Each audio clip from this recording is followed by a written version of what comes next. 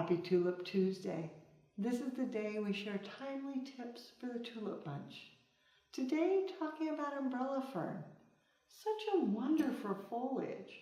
You can just cut it, put it in water with flower food, and it will hold fabulously. But sometimes you don't need the whole umbrella. It actually holds really well.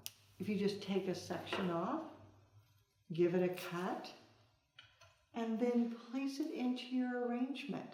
So you can use smaller bits, just like that. Another thing that works, sometimes you don't want quite so much fullness.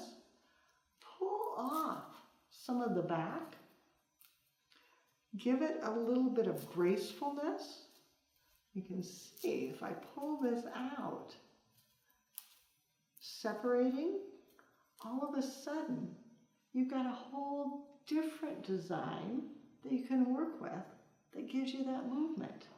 So be brave, experiment, and use umbrella fern to create beautiful designs. Now you know how the pros do it.